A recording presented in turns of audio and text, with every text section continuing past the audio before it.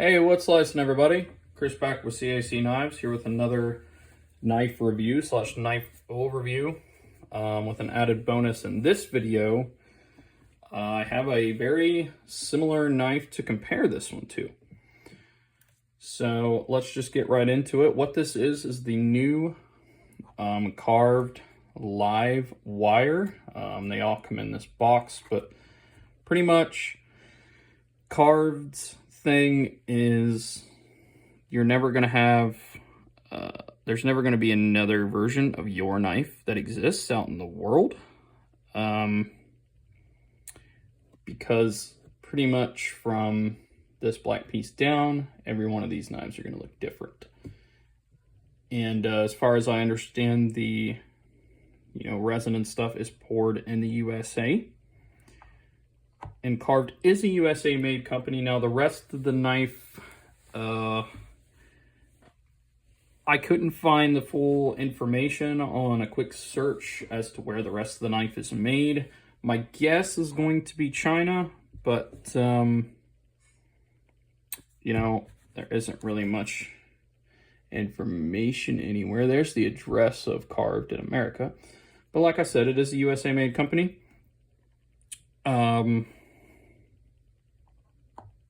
But I don't think these knives are 100% USA made. But I know the resin is poured here. It just comes in a simple magnetic box. And it comes with this very nice pouch here. Very nice pouch. Made in Thailand. Yeah, it says right there. So maybe these knives come from Thailand. I don't know. But without further ado, let's get into this knife review. So what we have here is a resin. I'm not sure what this piece of black is. I couldn't find that out either. But we have titanium bolsters, a titanium frame.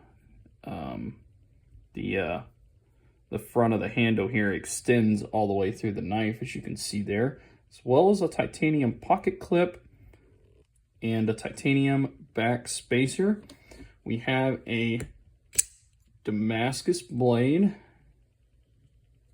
that is made up of 316L plus 5 CR15 MOV as the Damascus steels, and the core steel is 440B. Now that's gonna definitely be a gripe for me on this knife, and we will get into that. 440B is not a very good steel. Yeah, it's just not, but we will get into that. Let's go over my 5 points for reviewing a knife. And then we will get into some measurements and some size comparisons and things like that. So, fit and finish. Well, this knife has some kind of weird colored residue on these black pieces. I'm not sure what that is. I'm not sure if that's intentional, but I'm also not sure what this material is, to be honest. I don't know if they, I don't know what this material is. I will say the clips, or the screws, also look titanium. So that's interesting. The titanium is finished well. The knife is finished well. There's no hot spots, and it is very comfortable. However, there are some things that I noticed. For one, the back spacer is oddly more on one side than the other. I'm sure you can see that on the camera, right? How there's a small gap there and a larger gap there. Not sure what's going on there. I have no idea. The liner lock, or I don't know if this would be more of a bolster lock, because it's not really in the liner. I don't know if you can tell there. It's kind of its own piece, and it only extends about halfway through. So maybe this is a bolster lock, maybe not. It's not. Bolster locks usually have their lock also on the outside of the frame. So I guess it's not a bolster lock either. It's kind of a weird liner lock, but they made it very thin. And this has created a problem with the blade. Here, let's see if you can hear this. Has a little up and down blade play. Now, up and down blade play usually isn't a huge deal. It'll still lock up pretty well, but the blade does minorly move. And, you know, especially when the lockup is pretty far to the left. See that on the camera, but, you know, we're probably at like the 25% mark there, maybe 30. So yeah, it just, I don't know, it, and you can feel it, like, when you move the knife back and forth, you feel the blade move a very tiny bit, but enough to where you definitely notice it.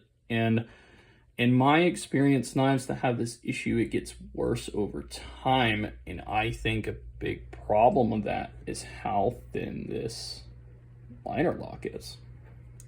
It's pretty much as thin as they could do it. They can't really make it thinner than that, and I think that was a flaw in the knife. And for a knife this price, which is, by the way, after you pay shipping and tax, you're going to be paying $160 for this knife.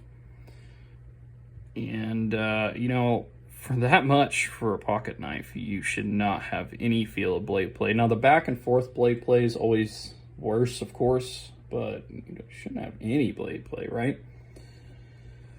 So for fit and finish, for a score out of 10, I'm going to have to give this probably a 5 or a 6. You know, for a knife this expensive, you know, I expect everything to be lined up even. And I definitely don't expect any blade play. Blade play is a thing that should not happen in a knife this expensive. So we're going to move on.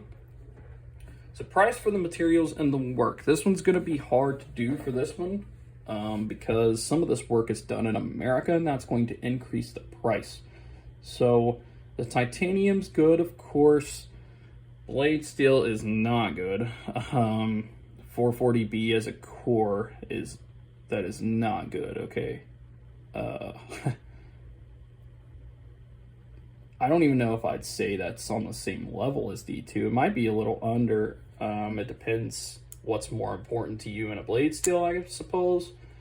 But 440B is honestly a rare steel. You don't even see it used much, and that's because 440C is a little bit better than both 440A and 440B. So you usually see 440C on steels a little bit above worse, and 440A is always found on like the cheapest and worst possible knives out there. So, you know, when I hear 440B, it's I don't know, it's kind of upsetting on a knife this expensive. It's kind of like hitting the nuts, honestly, on a knife that costs $150 base price. Like, yeah, I don't know. I suppose if it's heat treated well, that improves it, but that can improve pretty much any knife steel, right? Now, in terms of the cost of this material, it's hard to put a price on that. Resin itself is not expensive, but the fact that this was done on a knife and poured, and it does look good, it looks cool. But I gotta be honest, this is the knife we're gonna be comparing it to more towards the end of the video. The resin on this knife looks equally as good, if not better in some ways, and it looks nicer out in the sun. Now, I know this knife was not done in America, but, you know, I know the gold looks better on this knife, but this resin gleams better in person. They're definitely different kinds of resin. Still real wood. This is maple. I'm not 100% sure. They have it listed on the website what kind of wood they use for this, but yeah, I don't know. I would say this knife was worth more like $100, maybe 110. 150 is definitely pushing it though, in my opinion. Especially since the only thing done in America is this end, and you're using 440B, and you are using some titanium, pretty decent amount of titanium actually. But see, Carved made another knife that was smaller than this, and they were charging $100 for it in Damascus, and it had almost as much titanium, almost as much resin, same blade steel. I mean, I thought that one was a tiny bit overpriced as well, and I think that one should have been about 90, and they were charging 100, and this one I think should be max 110, I'd say. So I don't think it's priced right. I don't. So price for material, I'm also going to give it about a 6.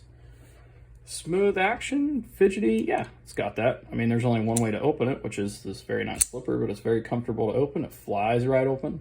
It is on bearings. But again, there's only one way to deploy it. So, you know, I would give it an 8. Because it is very smooth. But you can only flip it. So, you know, hit the camera there. I do apologize for that.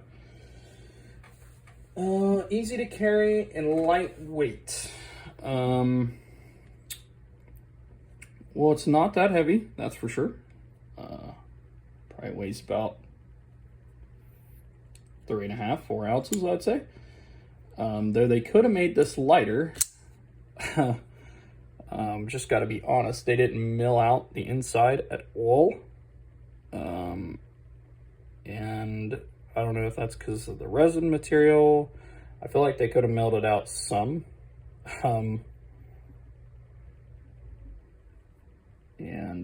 that would have helped a little bit. Maybe brought it down to at least 3 ounces.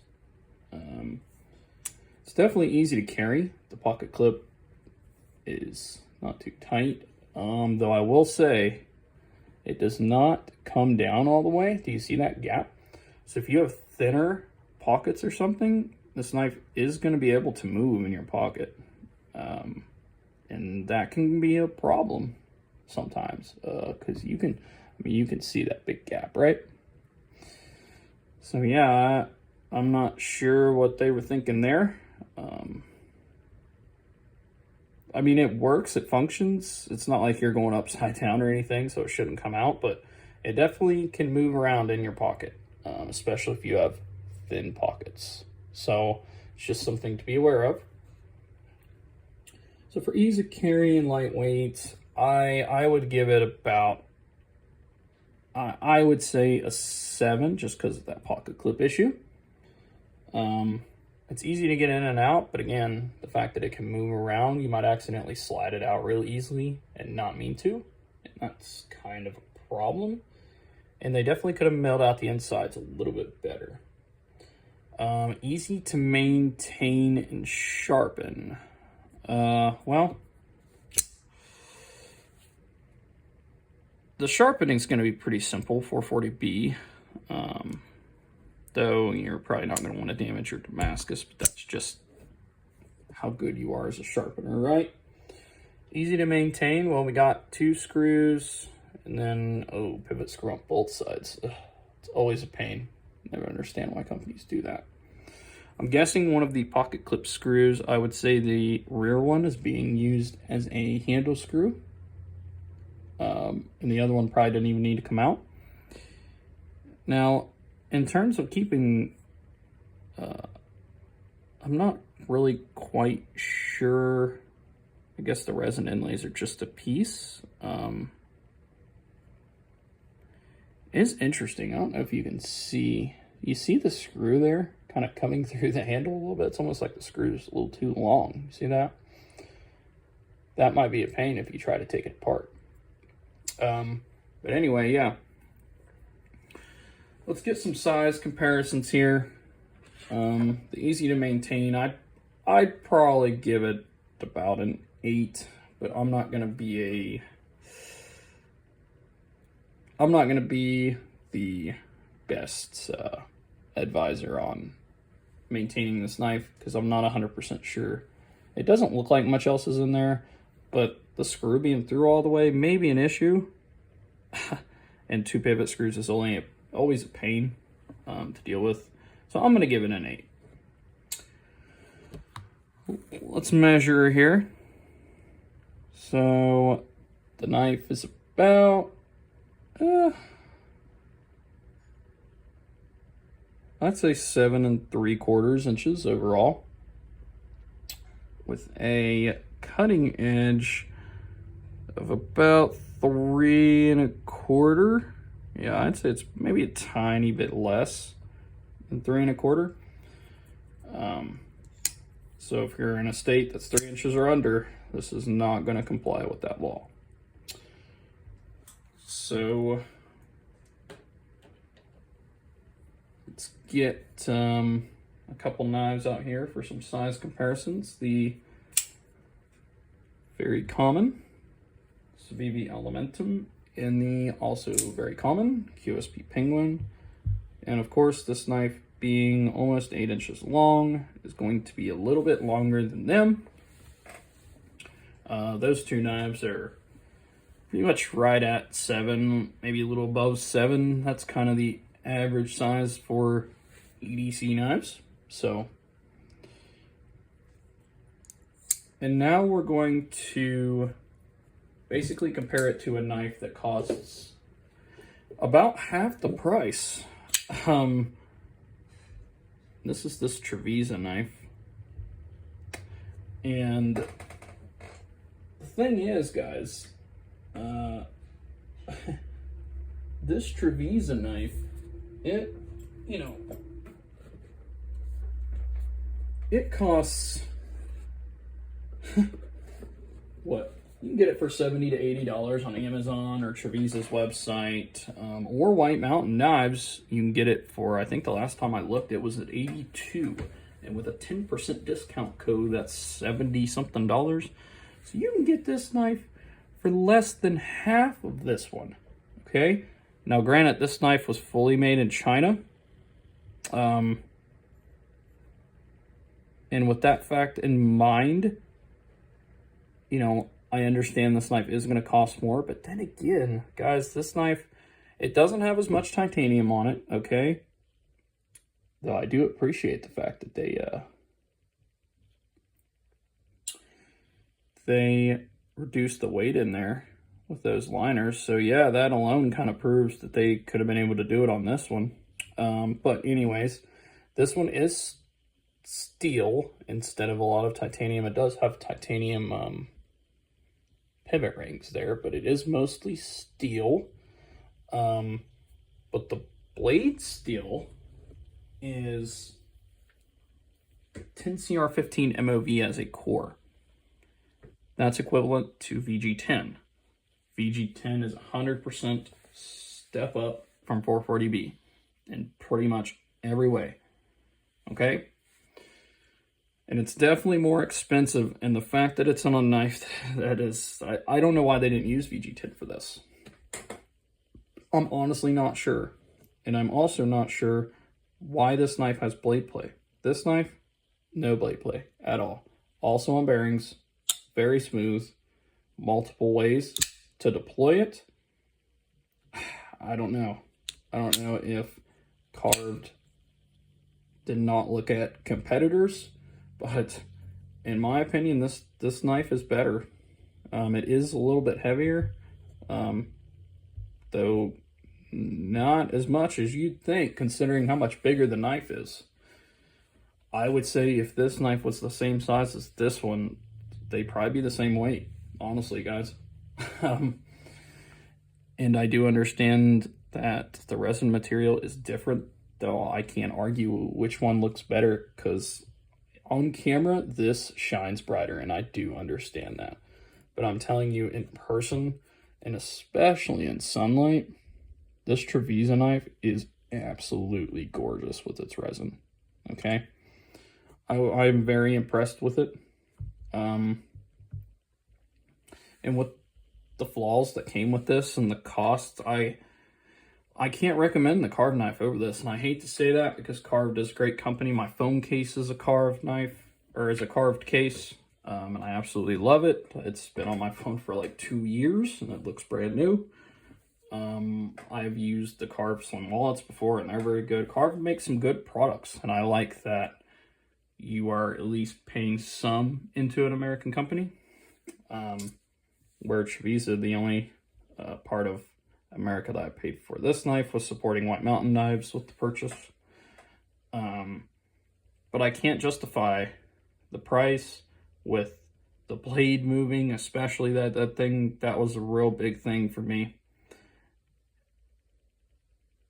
And I mean, what are your guys' thoughts? Let me know down in the comments. Like, you know, keep in mind the price of this knife, especially compared to the Trevisa.